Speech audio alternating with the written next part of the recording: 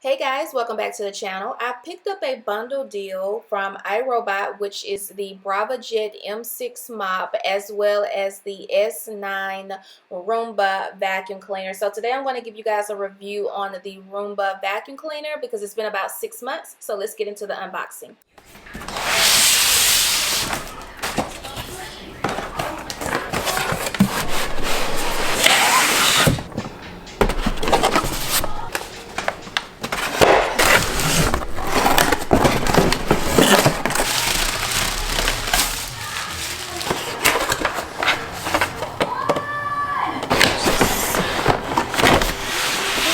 The S9 model comes with several accessories to help with a robotic clean. It comes with a filter, a disposable bag, which only lasts for 60 days.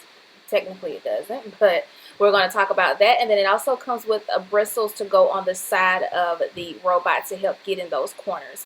Oh, and just an FYI, you will need to repurchase all of those accessories as you continue to use your Roomba. So this is the docking station for the Roomba. This is where the dirt will be disposed as well as charging the Roomba. It's pretty heavy. I definitely will not be carrying this to like other rooms or upstairs because it's just no.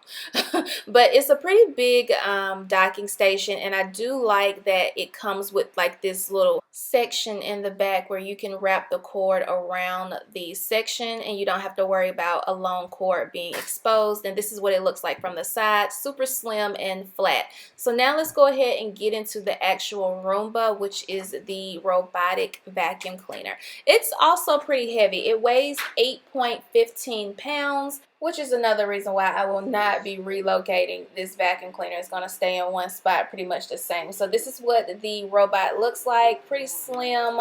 I like the way that it's been squared out on the side so that it really gets into those corners. Now this is what the bottom of the vacuum cleaner looks like.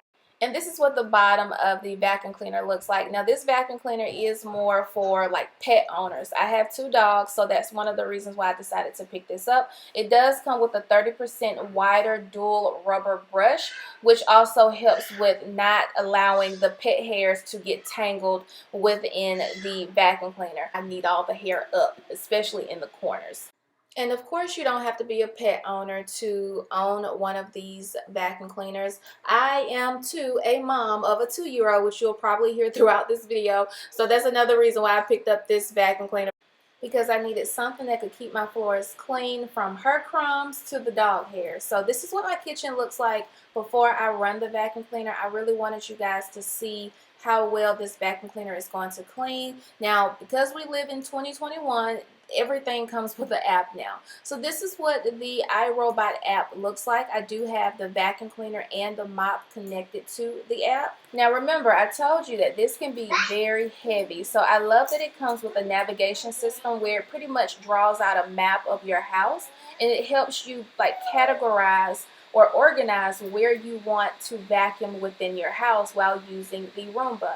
So it also leaves behind like these neat, efficient cleaning rows, which I love to see in my carpet.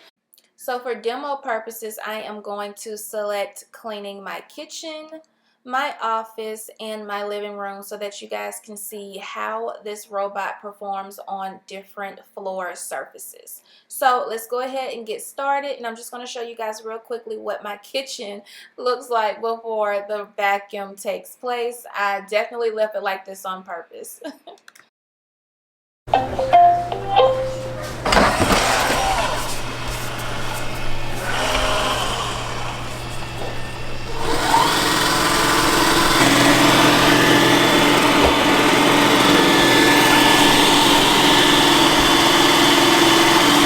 That was pretty loud, right? So on hardwood floors, this robot is pretty loud, but I will say when I vacuum my actual floors, like my carpet and my rugs, it's not loud at all. I honestly forget that it's rolling. So just an FYI. So here I just wanted to show you guys how well it gets into the corners and how good the censorship is on. Is that a word? Censorship?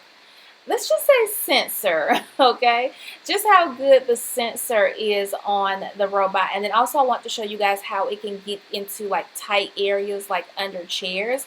And mind you, I did not rearrange any of my furniture because that defeats the purpose, I think, of having a robotic vacuum cleaner. So I do love that it can get into areas that I don't have to move my furniture around. So next I'm going to show you guys how this does on carpet as well as how it sounds on carpet.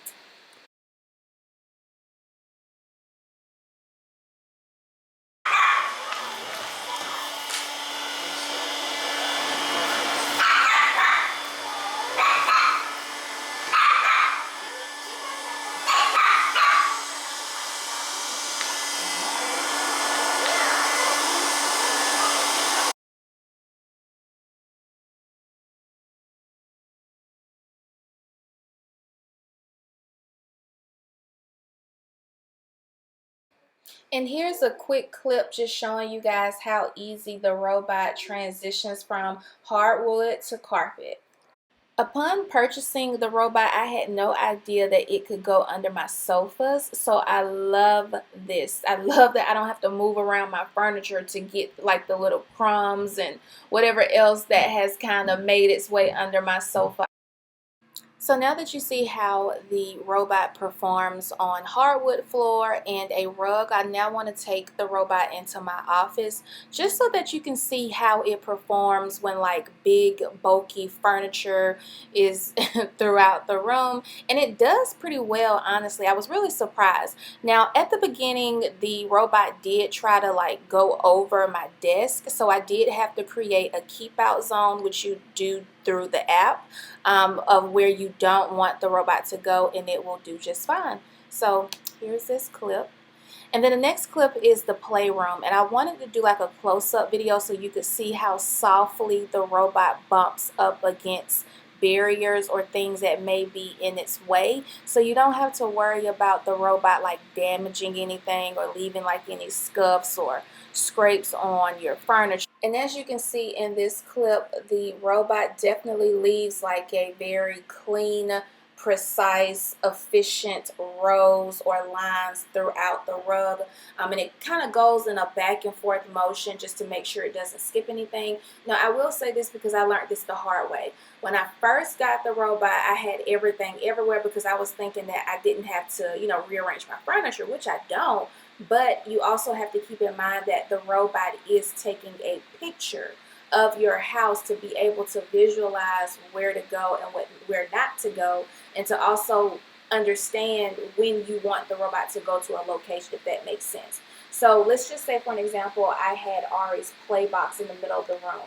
The robot is going to take a picture of that object being in the middle of the room, and it's going to work around that object.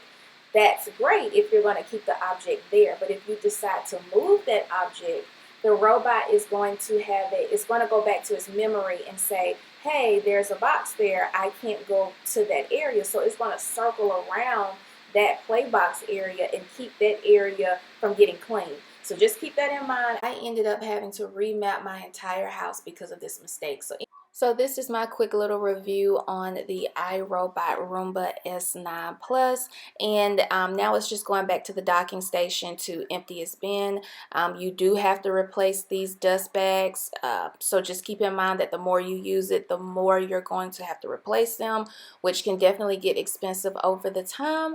And so I'm going to replay this clip so that you can just hear and see the Roomba working in motion. And thanks for watching, and I hope to bring more videos like this in the future. Thanks guys, bye.